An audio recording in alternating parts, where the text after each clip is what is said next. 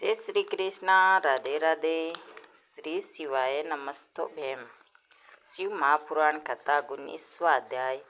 भगवान शिव की भक्ति और सच्चे भगत की परीक्षा। ओम नमः शिवाय। हर हर महादेव। सुत जी कहते हैं, हे ऋषियों, भगवान शिव करुणा के सागर और भक्तों के कल्याण करने वाले हैं। वे अपने भगत की परीक्षा अवश्य लेते हैं, लेकिन जो भगत कठिन परिस्थितियों में भी श्रद्धा नहीं छोड़ता, उस पर महादेव की कृपा अवश्य होती है। एक समय नैमिषारण्य में ऋषियों ने सुत जी से पूछा, हे सुत जी, ऐसा कौन सा उपाय है जिससे मनुष्य भगवान शिव की कृपा प्राप्त कर सकता है। सुत जी बोले, हे मुनियों, सच्ची शिव भक्ति का सबसे बड़ा आधार श्रद्धा है। धन, वैभव और बड़े बड़े अनुष्ठान से अधिक महत्वपूर्ण भगत का निर्मल हृदय है। शिव भगत माधव की कथा। प्राचीन समय में एक गांव में माधव नाम का एक गरीब व्यक्ति रहता था। वह भगवान शिव का अनन्य भगत था। उसके पास बहुत कम साधन थे, फिर भी वह प्रतिदिन पास के शिव मंदिर में जाकर शिवलिंग पर जल चढ़ाता था। एक दिन गांव में भयंकर सूखा पड़ा। कुएं सूखने लगे और लोगों को पानी की कठिनाइयां होने लगी। माधव के घर में भी पानी बहुत कम बचा था। उसकी पत्नी ने कहा, आप मंदिर में जल चढ़ाने जाते हैं, लेकिन हमारे घर में ही पानी की कमी है।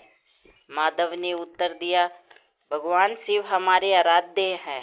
मैं पूजा में जितना जल आवश्यक हो उतना ही अर्पित करूँगा, लेकिन साथ ही गांव के लोगों के लिए पानी जुटाने का प्रयास भी करूँगा। उस दिन से माधव प्रतिदिन दूर से पानी लाकर अपने परिवार और पड़ोसियों की सहायता करने लगा। भगवान शिव की परीक्षा। एक दिन मंदिर जाते समय माधव को रास्ते में एक वृद्ध व्यक्ति दिखाई दिया। वृद्ध बहुत थका हुआ था और पानी मांग रहा था। माधव के पास केवल एक पात्र पानी था, जिसे वह शिवजी के अभिषेक के लिए लेकर जा रहा था। कुछ क्षण वह सोच में पड़ा, फिर उसने वह पानी वृद्ध को पिला दिया। मंदिर पहुंचकर उसने शिवलिंग के सामने हाथ जोड़कर कहा, हे महादेव, आज मैं आपके लिए जल नहीं ला सका, लेकिन मुझे विश्वास है कि आपने उस प्यासे व्यक्ति में भी अपना ही रूप दिखाया होगा। माधव ने खाली हाथ ही भगवान शिव का ध्यान किया। उसी समय मंदिर में अद्भुत सुगंध फैल गई। शिवलिंग के पास रखे दीपक की लौ तेज हो उठी। माधव ने आंखें बंद करके भगवान शिव का स्मरण किया। महादेव का संदेश। तभी उसके मन में दिव्य वाणी सुनाई दी, वत्स, तुमने आज मुझे जल नहीं चढ़ाया, फिर भी तुम्हारी पूजा पूर्ण हुई। जिस जीव के प्रति तुम्हारे मन में दया जागी, वहाँ तुमने मेरी ही सेवा की। माधव की आंखों में आंसू आ गए। उसे समझ आया कि भगवान शिव केवल मंदिर में ही नहीं, बल्कि प्रत्येक जीव में विद्यमान है। अगले दिन गांव के लोगों ने मिलकर पुराने कुएं की सफाई शुरू की। कुछ ही दिनों में कुएं में पानी का स्रोत फिर दिखाई देने लगा। गांव के लोग बहुत प्रसन्न हुए। उन्होंने माधव से कहा, तुमने हमें सिखाया कि कठिन समय में एक दूसरे की सहायता करना ही सच्ची भक्ति है। माधव ने कहा, यह मेरा नहीं, मेरे भोलेनाथ का आशीर्वाद है। सावन मास में शिव भक्ति। सुत जी कहते हैं, हे ऋषियों, सावन मास में भगवान शिव की आराधना का विशेष महत्व बताया गया है। भगत श्रद्धा से शिवलिंग पर जल अर्पित करते हैं, बेलपत्र चढ़ाते हैं और ओम नमः शिवाय का जाप करते हैं। लेकिन शिव भक्ति के साथ मनुष्य को अपने आचरण को भी पवित्र बनाना चाहिए।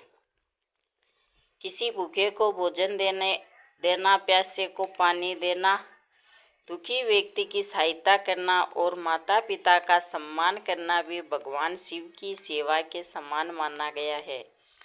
जो व्यक्ति पूजा के साथ दया, सत्य और सेवा को अपने जीवन में अपनाता है, उसकी भक्ति अधिक सार्थक बनती है। कथा की सीख।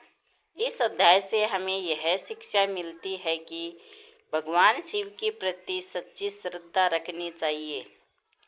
कठिन परिस्थिति में भी धर्म और दया का मार्ग नहीं छोड़ना चाहिए। जरूरतमंद की सहायता करनी चाहिए। अहंकार का क्रोध से बचना चाहिए। सावन मास में शिव जी का श्रद्धा पूर्वक स्मरण करना चाहिए। ओम नमः शिवाय का जाप मन को भगवान की ओर लगाने का सरल साधन है। अंत में सभी ऋषि मुनियों ने भगवान शिव को प्रणाम किया और कहा, हर हर महादेव, ओम नमः शिवाय।